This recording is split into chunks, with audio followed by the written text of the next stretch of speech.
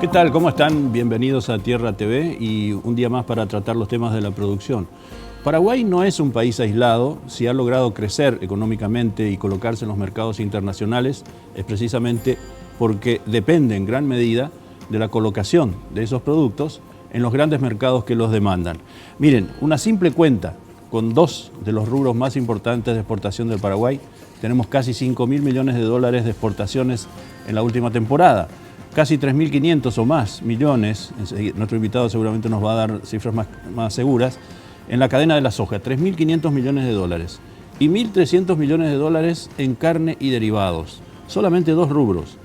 ¿Es posible hacer eso sin tener un buen enganche a los mercados internacionales? Absolutamente no. Por lo tanto, cualquier temblor que se produce en los principales centros de demanda termina por afectarnos. ¿Qué va a pasar con dos de los gigantes que en este momento están teniendo problemas? Brasil, con sus terribles escándalos de corrupción y que sacuden toda la economía, y China, que es uno de los grandes jugadores que está jugando a través de su moneda para hacerse más eficiente en la exportación e importar menos. O sea, un cuadro de situación que nos puede llevar a algunos problemas. Por eso, hoy lo invitamos al doctor Manuel Ferreira. Él es economista, es consultor y a quien le agradecemos la presencia una vez más. ¿Qué tal, Manuel? ¿Cómo estás? ¿Qué tal? ¿Cómo estás, Cristian? Bien, ¿y qué va a pasar? ¿Qué nos puede pasar con Brasil? Brasil es uno de nuestros principales socios comerciales, ¿verdad? Todos estos desarreglos que está teniendo la economía brasileña, ¿puede afectarnos a nosotros? Sí, Brasil es un vecino importante, pero no es nuestro principal socio comercial. ¿No es? Nuestro principal socio comercial hoy es China. Es el país de donde más compramos y es el país al cual más le vendemos posiblemente. Lo que pasa es que muchas veces las cuentas nacionales paraguayas se hacen sobre la base de los BL y esa base de los BL van hasta el puerto más cercano. ¿Qué son los BL? Que son Uruguay o Argentina o Paranaguá, ¿verdad? Dependiendo de cuál sea el caso. Entonces figura de repente una cuenta medio distorsionada. En algún momento dado se arreglaron esas cuentas teniendo como mercado los destinos finales, pero hoy nosotros estamos vendiendo muchísima soja a través de traders internacionales ubicados en Rotterdam, en Macao, en Hong Kong, que al final terminan teniendo como destino final los mercados chinos, por ejemplo, ¿verdad? Y estamos comprando también mucha mercadería de ellos, ¿verdad? Que muchas veces viene por Iquique o viene por otros lugares. Pero para que veas, el tráfico es tan importante, el tráfico de mercaderías con Hong Kong, por ejemplo, hoy, que en realidad el costo de flete falso, de reenvío de containers a esa zona del mundo es relativamente barato, ¿verdad? Esto no quiere decir que no nos vaya a influir de manera muy importante lo que ocurra en Brasil. Obviamente lo que ocurre en Brasil siempre es muy importante para un país como Paraguay, sobre todo en ciertos mercados. Fíjate que Brasil es hoy el principal productor de carne del mundo. Al ser el principal productor de carne del mundo, ellos entran a los mercados por lo que se llama el push. Yo pensé que era India. India tiene el mayor hato ganadero del mundo, pero no es el mayor productor de carne del mundo. O sea, es que el hato ganadero de la India es un hato bovino y bubalino, de búfalos también, pero solamente la producción de búfalos es la producción que se hace con propósitos comerciales. Las otras producciones básicamente son sus parientes, digo yo siempre, para la perspectiva de la religión hindú, ¿verdad? Claro. Pero en términos de producción de volumen de carne producido por año, hoy el principal productor del mundo es Brasil. Es más, Brasil a través de sus diferentes empresas es el que maneja el comercio mundial de la carne. Hoy empresas brasileñas frigoríficas operan en los mercados americanos, mercados europeos, asiáticos, en Australia, en Nueva Zelanda, en América del Sur, en general aquí mismo en Paraguay, gran parte de los frigoríficos son brasileros hoy, ¿verdad? Así que tienen realmente un manejo muy importante. Obviamente, en la medida en que Brasil devalúe y su carne se vuelva relativamente más barata para el resto del mundo, también nosotros vamos a tener que acompañar esos movimientos a la baja, porque primero Brasil es nuestro tercer comprador de carne. Segundo, porque en nuestro mercado número 1, que es Rusia, y en nuestro mercado número 2, que es Chile, Brasil también es un jugador muy importante, y por tanto el hecho de que se bajen los precios de la carne en esos mercados de la carne brasileña también afecta a los nuestros. Brasil devalúa, China devalúa. ¿Cómo nos va a afectar eso a nosotros en cuanto a la eficacia de nuestras exportaciones, al valor sobre todo? Bueno, hay una puntualización que yo te quiero hacer sobre el tema de la devaluación china. En realidad China lo que hizo es el Banco Central chino, el Banco Popular de China, lo que hizo fue cambiar el sistema de mantenimiento de la relación yuan-dólar. Anteriormente se tomaba por promedios diarios, se le pedían los promedios diarios a todos los bancos y se sostenía un promedio, lo que hacía que fluctúe muy poco el yuan. Lo que pasó es que a partir del 9 de agosto se empezó a cambiar esa relación.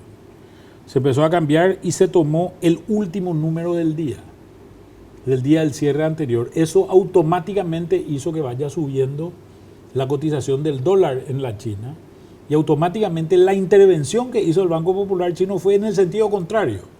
O sea, China, el Banco Central de la China no trató de evaluar, trató de apreciar la moneda en realidad. Y dólares para eso tiene de sobra la primera reserva internacional del mundo. La devaluación en realidad fue un producto natural del mercado chino que al ser controlado se congeló, digamos, ¿verdad?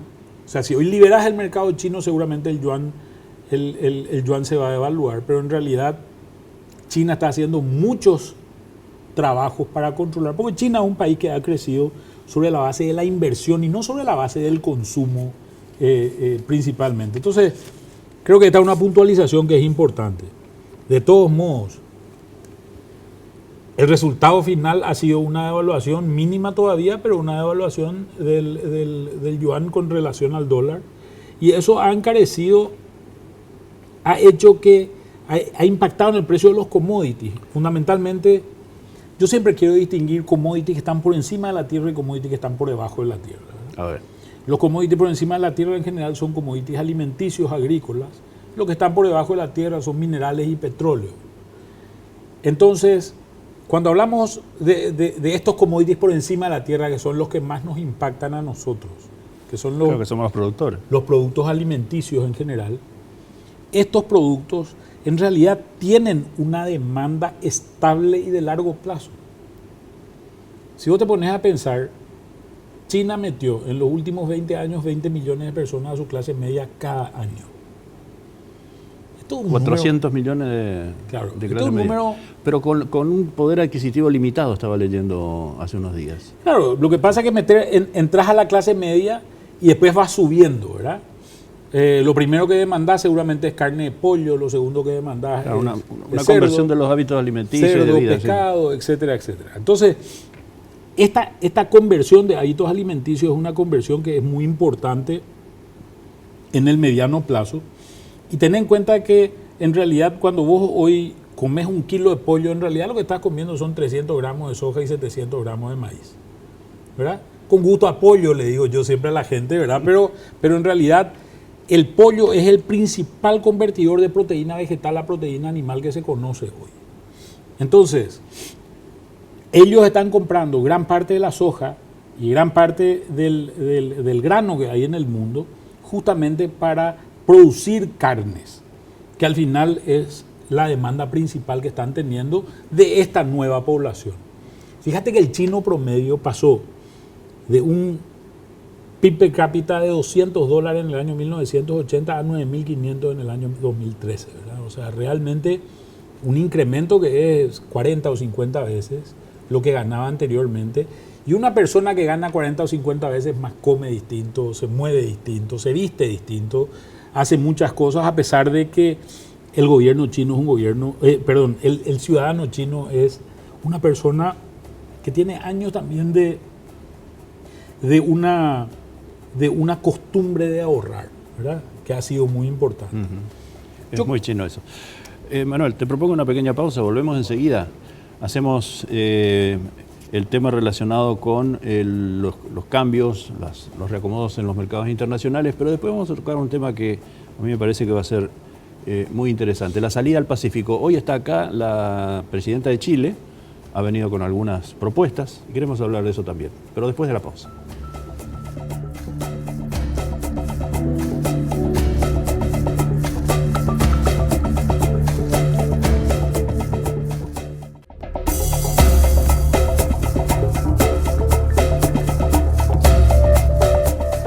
Bueno, retornamos en Tierra TV con nuestro invitado de hoy, el doctor Manuel Ferreira, y estábamos analizando, es decir, usted nos estaba haciendo un panorama general sobre cómo se mueven los mercados internacionales, la nueva clase media china, y eso hace que haya jugadores nuevos, relativamente nuevos, en cuanto a la demanda de determinados productos. Ahora, yo pregunto, esto que está pasando en este momento, la caída del valor de las commodities, ¿cómo era?, sobre la Tierra. Sí. ¿Es algo cíclico? ¿Es algo que se veía venir? ¿Se va a revertir? ¿Qué va a pasar? Bueno, en realidad esto tiene dos orígenes. En un lado está el origen del vínculo que tienen los productos alimenticios al petróleo. Este es un vínculo que se establece allá por el año 2005 más o menos, cuando a través de políticas públicas distintas partes del mundo, fundamentalmente Europa y Estados Unidos, deciden agregar algo de biocombustible al componente de naftas y diéseles que hay en el consumo de los automóviles o en el consumo de esos países. Obviamente esto genera una demanda extraordinaria por productos que anteriormente solamente los demandaba la alimentación. Para que vos tengas una idea, el producto alimenticio más producido en el mundo es el maíz. En el maíz se producen más o menos alrededor de 1.000 millones de toneladas de maíz año en el mundo. El principal productor de eso es Estados Unidos, que produce la mitad. El 30% del mercado de maicero americano está orientado fundamentalmente al etanol. O sea, si te cae el precio del 30% del destino de tu producto, obviamente eso impacta en el resto de los productos. Como en esos países hay una ventana de oportunidad para cosechar. O sea, vos tenés el verano para plantar, vos tenés el verano para hacer una producción agrícola, porque después vienen los grandes fríos de invierno y no se puede sembrar. Entonces, ¿qué es lo que hace el agricultor? El agricultor trata de optimizar su retorno. Y para optimizar su retorno dice, no, el maíz no me va a pagar muy buen precio, prefiero tirarme a la soja. Y hay mucha gente que migra a hacer soja. Obviamente crece la producción de soja y también impacta el precio. Por tanto, estos mercados están muy comunicados entre sí. El otro elemento que es muy importante es que hemos tenido en los últimos 3 años 6 producciones excepcionales de soja, maíz y trigo en el mundo. En el mundo, claro. No solamente en el sur, en el hemisferio sur, donde el Mercosur es el mayor productor de soja, por ejemplo, sino también en el hemisferio norte. Los stocks de soja, el stock es el remanente, lo que sobra de la oferta después de que se consumió todo lo que se pedía. Esos stocks que estuvieron a niveles muy bajos durante un tiempo relativamente largo, en el orden del 14% de la producción total, hoy están cerca del 30% de la producción total. Por tanto, está sobrando mucha soja. Por diversas razones. Uno es por la gran producción. Incluso el fenómeno argentino está generando impactos muy significativos. ¿Fenómeno argentino? Sí, los agricultores argentinos tenían guardada, según datos del USDA, el Departamento de Agricultura de Estados Unidos, tenían guardado alrededor de una cosecha en silo bolsa. Una cosecha argentina. Una cosecha argentina. Que es muy grande. Que es más o menos entre el 18 y el 20% del total de la producción mundial de soja. Claro. Entonces, cuando empiezan a bajar los precios y se da cuenta el Ministerio de Economía de Argentina que no iba a recaudar lo mismo porque la soja había caído de 550 a 350 en los mercados internacionales, básicamente lo que hace es habla con los agroexportadores y les dice, las retenciones que vos me tenías que pagar en el mes de mayo del año 2015, a término de cosecha, me vas a empezar a pagar ahora. Y eso le dice en octubre del año 2014. Los agroexportadores se dan la vuelta y le dicen a los productores, no te vamos a poder financiar nada de la campaña, y los productores salen a vender su soja. Salen a vender una soja que la habían cosechado a 550, la salen a vender a 350 y un tipo de cambio oficial que en ese momento estaba a 14, salen a vender a 850 más o menos. O sea, pierden plata básicamente por todos lados, pero ponen, entre el año 2014 y el año 2015, ponen 3 cosechas en el mercado, ¿verdad? Claro. Entonces, obviamente inundan un mercado de manera bastante significativa. Y eso también empuja los precios para abajo, ¿verdad? A esto se le suma ahora la devaluación de facto que se da a China. Fíjate que China en el año 95 no compraba soja. Hoy compra el 75% de toda la soja que se vende en el mundo. O sea, realmente se volvió... Es el gran jugador. Es el gran jugador, es el gran jugador que ha aparecido en los mercados internacionales en los últimos tiempos. Y todo enlazado con el tema de la clase media que demanda más productos de carne y demás cosas, ¿no? No se conforma con el arroz, pasa a la carne de vaca, la carne de cerdo, pollo. Exactamente. Entonces, todo esto genera impactos que son muy significativos. Otro producto, ya que lo nombraste, es también el arroz. El arroz es un producto que venía creciendo en zonas no tradicionalmente agrícolas, más bien campos bajos, humedales donde se hacía ganadería, zonas del borde del río Teguicuarí, de la ribera de los ríos Jejuí, del río Paraguay, del Manduirá, etc. Incluso en el Chaco, en la ribera del Paraguay, empezó a crecer. Nosotros arrancamos con una venta de arroz en el orden de los $250 la tonelada, una producción del orden más o menos de las 6 toneladas por hectárea, o sea, más o menos una facturación de 1.500 y un costo del orden de los 1.200, un margen de $300 más o menos en la producción arrocera. Ese producto hoy ha bajado a alrededor de $180 la tonelada. O sea, está muy cerca del límite de eficiencia el producto, porque lo que nosotros vendemos es fundamentalmente arroz con cáscara. La cáscara, por tanto, el producto que exportamos es un producto que tiene muchísimo desperdicio. Cuando Brasil pagaba bien, era fácil vender arroz, porque ese arroz que vendíamos a Brasil tenía la posibilidad de llegar hasta ahí porque el flete no era muy largo. El problema es que cuando el precio de Brasil baja, tenemos que empezar a buscar otros mercados. Para buscar otros mercados tenemos que hacer fábricas, molinos de arroz, tenemos que limpiar, sacarle la cáscara al arroz. Darle valor, claro. Y agregarle valor. Eso le agrega un 20, un 25, un 30% de incremento al precio y te permite llegar a cualquier parte del mundo, básicamente. Pero no tenemos la capacidad de procesamiento suficiente, no tenemos la capacidad de ensilaje suficiente todavía instalada en el sector como para poder hacer esto, ¿verdad? Porque era cómoda la situación de venderle a Brasil, ¿verdad? Hoy la situación se está complejizando y valga la contradicción que hoy, para poder andar mejor en un momento malo, hay que invertir más, ¿verdad? Pero estamos aprendiendo a ser buenos buscadores de nuevos mercados. ¿O todavía nos falta un tramo? Y bueno, lo que nos falta es capacidad de procesamiento para poder hacer eso, ¿verdad? Pero hoy nosotros no podemos llegar con nuestro arroz, por ejemplo, a mercados como la China o la India o el Oriente Medio, que son grandes demandantes de ese producto, por esta falta de capacidad de procesamiento que la tenemos que profundizar seguramente en los próximos años. Volvemos enseguida con el doctor Manuel Ferreira y vamos a abordar los temas que tenemos preparados para el último bloque del programa. Volvemos enseguida.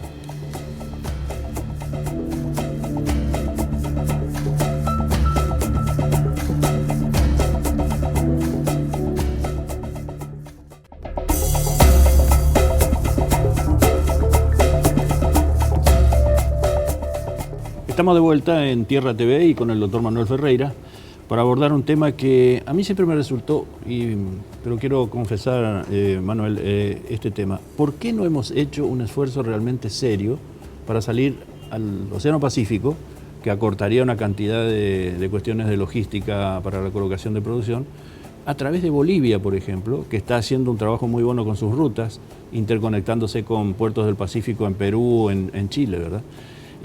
Hace unos días estuvo por acá la presidenta de Chile, vino a ofrecer directamente el puerto de Antofagasta y cosas que en realidad ya sabemos desde hace mucho tiempo, ¿verdad? Pero nos falta el impulso de respirar hacia el Pacífico como alternativa para la hidrovía Paraná-Paraguay y la salida por Paranaguá. ¿Es factible eso? ¿Es comercialmente, económicamente rentable pensar en una salida directa al Pacífico a través de Bolivia y Chile y Perú? Sí, yo creo que sí. Hay que tener en cuenta que la forma de transporte más barata que hay es por agua. La segunda forma de transporte más barata que hay es por vía ferroviaria y la forma más cara de transporte es por ruta. O sea, tenemos que pensar no solamente en una solución de carretera, sino tenemos que pensar en una solución de ferrovías también en toda esa zona. Creo que es una cuestión importante. Nosotros, con una inversión, hoy el tren llega hasta Cascabel, faltan 140 kilómetros para llegar hasta Foz de Iguazú y cruzar el Paraná. Lastimosamente este segundo puente no es un puente de doble propósito, multimodal. En Resistencia o en Formosa está el Belgrano Cargas, que podríamos cruzar hasta esta zona con una ferrovía interna y a partir de ahí ya tendríamos un tránsito ferroviario bastante importante. Esta puede ser una solución. La otra solución es un sistema carretero que se engancha a ambas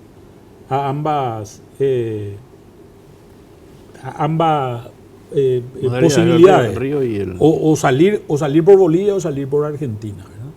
Porque en realidad nosotros tenemos que ser conscientes, creo yo, Cristian, por nuestra historia, tenemos que ser conscientes de que la zona permanentemente está en dificultades, permanentemente tiene vaivenes, permanentemente tiene altos y bajos.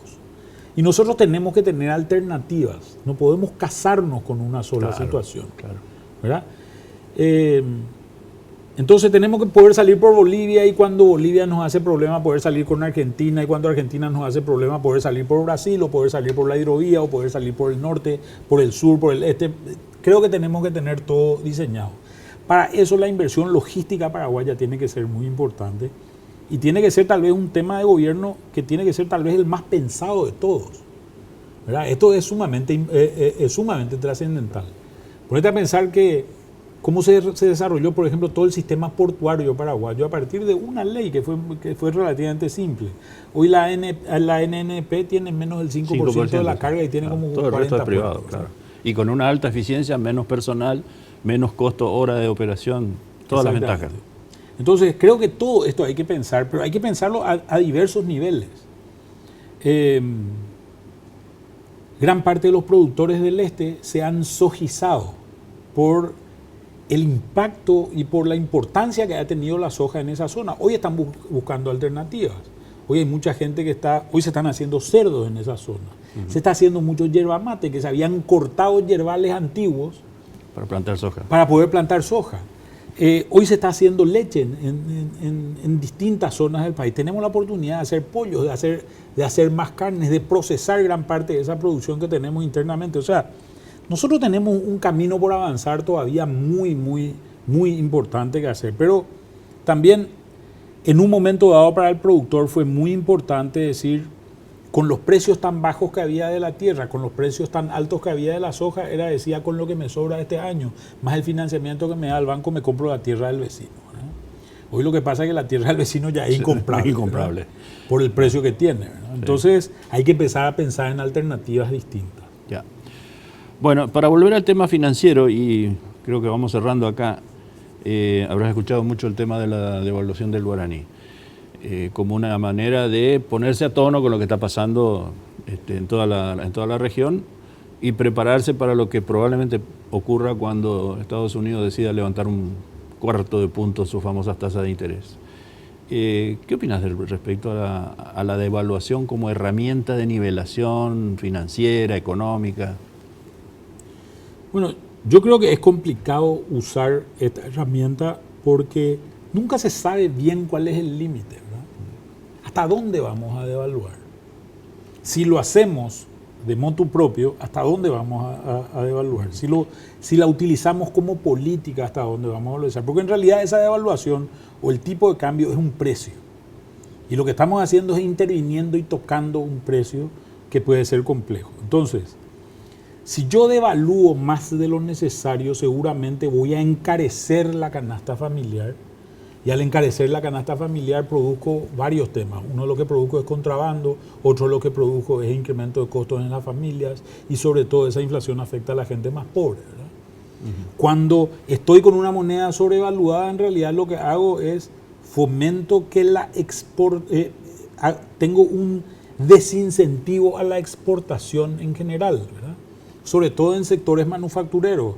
Hoy, por ejemplo, el sector textil posiblemente sea un sector muy impactado en esos sectores. Estos impactos son totalmente diferenciales porque Paraguay tiene muchas ventajas competitivas en algunos segmentos, ¿verdad? Entonces, esto cambia mucho caso por caso. Pero lo que tenemos que buscar es posiblemente que en algunos momentos podamos tener para fomentar ciertos sectores, en algún momento dado y por tiempos muy cortos, podamos tener monedas sobrevaluadas que nos permitan estimular algo. Pero en general yo creo que mantener un precio justo y un precio real sería la solución más eficiente. En realidad el guaraní perdió estaba viendo el otro día, 22-23% de su valor frente al dólar en los últimos 12 meses. Entre agosto del año pasado y agosto de este año, perdió más o menos esa... Ahora, ¿fue un fenómeno paulatino, absorbido o todavía no empezamos a sentir los...? No, acuérdate que más allá de los problemas internacionales, la tasa internacional y compañía, en Paraguay también hay cuestiones específicas puntuales internas. Por ejemplo, hemos perdido 1.000 millones de dólares ya casi en exportaciones de soja en ese mismo periodo, ¿verdad? Por la baja del precio.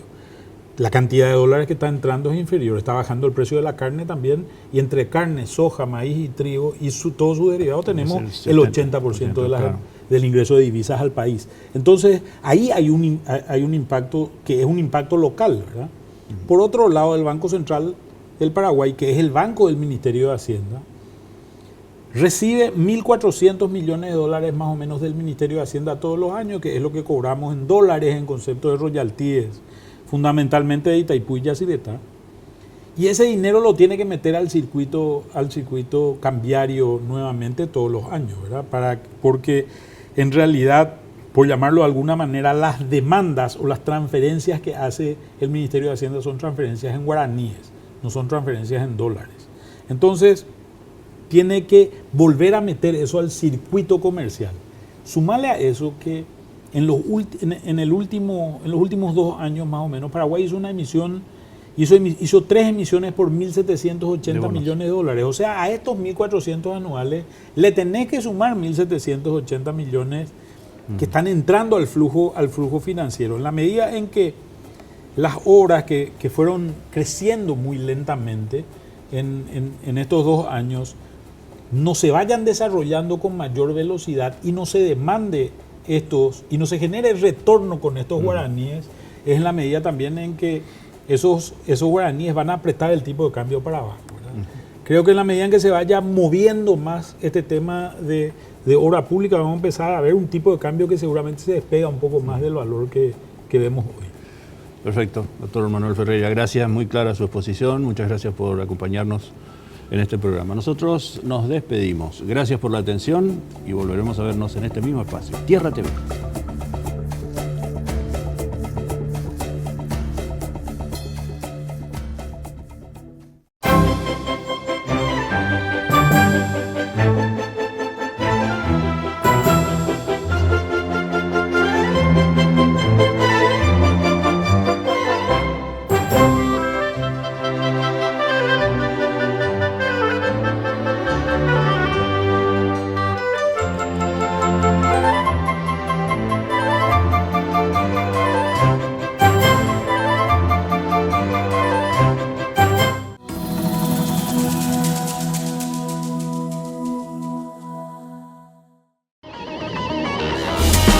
Fue una realización de